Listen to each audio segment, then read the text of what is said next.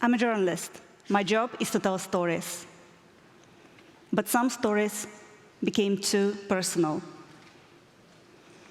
Paulina was 2 when her father and my friend Igor Vosik was arrested in Belarus. He was sentenced to 15 years in prison for being a talented journalist and a blogger. Paulina's mother, Daria, was also arrested, receiving a 2-year sentence for giving an interview and fighting for her husband. The innocent child does not know what prison is. She doesn't understand why her parents were taken away. This story is not unique. Since 2020, dictator Alexander Lukashenko has turned my country into a giant prison where he keeps the best minds. Nobel laureate Ales Beliatsky, Olympic athletes, musicians, doctors, scientists, lawyers, journalists. As another dear friend of mine, Katerina Andreeva, this is her face. I too could have been jailed. I'm a journalist, but for the regime in Belarus, I'm a very dangerous criminal.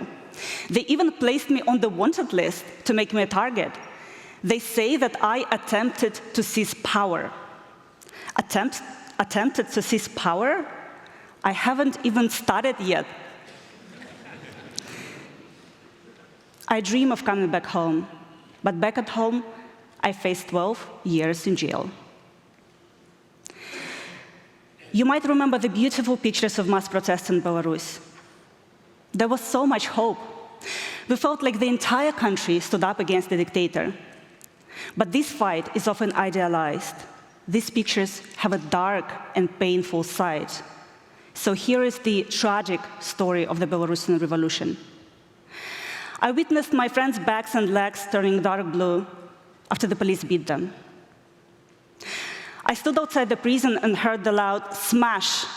That was the sound of police batons striking prisoners' bodies, followed by their screams. It continued throughout the entire night. Police batons became a tool of torture. With them, security forces raped detainees and then laughed at people when they were bleeding. Prisons became torture chambers full of stories of horror and pain. Political prisoners speak about overcrowded cells where they have to sleep on the floor even in winter. As an act of revenge, prison guards pour bleach on the same floor to make people suffocate and damage their eyes and lungs. They mark political prisoners with yellow tags as extremists to forbid others from communicating with them. The regime is conducting a very dangerous segregation experiment, forgetting the devastating lessons of our European past. We have no time. Journalist Ksenia Lutskina has a brain tumor, but she's forced to work in jail for 1 or 2 euros per month. This is modern-day slavery. My friend Igor Vosik slit his wrists to protest against inhumane conditions. Last month, blogger Mikhail Klimovich died in prison. He posted a cartoon of Lukashenko. This is why he was arrested. A human being will never see freedom again. These stories are not unique either. Since 2020, at least 60,000 people have gone through prison in Belarus. Belarusians have already paid a high price for their fight for freedom. Police killed peaceful citizens on the streets, maimed them with flash grenades, beat protesters to death. No policeman has ever been punished. The innocent were given sentences. The guilty were given medals. The dictator did not face a strong response from the world. Impunity encouraged him to commit other crimes. He hijacked a civilian airplane to arrest a blogger. He orchestrated the migration crisis to blackmail Europe. Last year, Russian missiles attacked the Ukrainian city of Nizhyn, where I used to spend summers as a child in my grandparents' house. Russians launched these attacks from the territory of Belarus. Lukashenko invited the Russian army in, despite the will of most Belarusians.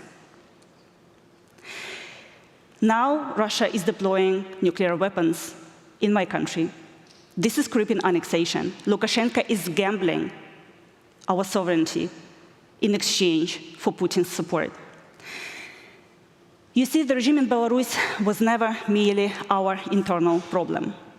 The path from human rights violations to war proved to be very short. Without Lukashenko's help, it would be hard for the Kremlin to invade Ukraine. This is why the world cannot turn a blind eye on Lukashenko's actions. We must stop Lukashenko. Yes, destroying the oppressive system is very hard. It's been built for 30 years, but Belarusians have also been protesting for the past 3 decades. So let me take you on my personal journey for freedom. I was only 5 when Lukashenko was elected. He immediately took control over the media, parliament, and courts. People went out onto the streets. A brutal response followed. When I was 11, Lukashenko resorted to political murders. Journalist Dmitry Zavadsky, former Interior Minister Yuri Zakharenko, and other prominent figures were abducted. Their bodies were never found. Despite these atrocities, Lukashenko was still accepted on the international stage. When I was 14, the regime shut down my high school because we spoke Belarusian, not Russian. We teenagers protested and were arrested by the police. Together with our prominent professors, we launched our own underground school. You see, in Belarus, we have a history of underground resistance. Lukashenko has never been able to suppress people's will, and he never will. So here is the story of bravery and resilience. The regime bans independent media, but people print their own self-made newspapers and spread them across the country. My hope is in partisans who stopped the movement of Russian troops in Belarus and destroyed the Russian surveillance plane. These people are now risking the death penalty. My hope is in brave Belarusians who are fighting and dying in Ukraine on the front line right now. My hope is in amazing people who monitor every movement of Russian troops on Belarusian soil, and they report it back to the Ukrainians. We have our own alternative surveillance system in Belarus. My hope is in those who safeguard our national identity, despite Lukashenko and Putin are trying to dismantle it. We are now facing not 1, but 2 dictators. Belarusians have not given up. This is why I'm asking you to not give up on Belarus. Of course, destroying such regimes seems a very challenging task, but all such regimes seem strong and monolithic before they actually collapse. I don't have a textbook of how to successfully topple a dictator, but I think there are 3 things that we need to do. It is pressure, justice, and solidarity. Governments should make free Belarus their priority. Some of the countries present here still deal with Lukashenko. This must be stopped. Do not trade with him. Do not support him financially or economically. This is like a virus. You have to isolate it and kill it. So impose more effective pressure on the regime in Belarus. We need justice to fight against impunity. It will also help reconciliation. So we must launch a tribunal for Lukashenko and his circle. Why? Because Lukashenko's defeat and our democracy is the strongest sanction for Putin. This will also help Ukraine win. Our independence is now under threat. For me, it's the difference between being able to come back to my country and never seeing it again. But pressure alone is not enough. I mentioned 2 things. What have I forgotten? What have I not said? Solidarity. We need solidarity. We need all of you. I want you to befriend a political prisoner. Write them open letters. Send postcards. Keep them in focus. Your solidarity can help release Paulina's parents. Optimism can be naive, but hope requires action. May I ask you for a favor? I would like you to reach out under your seats right now. You will find a piece of paper there.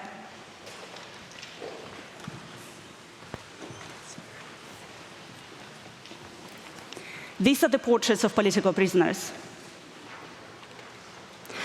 I want you to hold them up in solidarity with everyone deprived of their freedom in Belarus.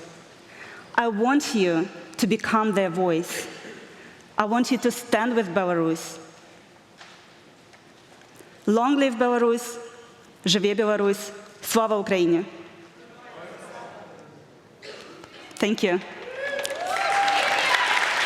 Thank you.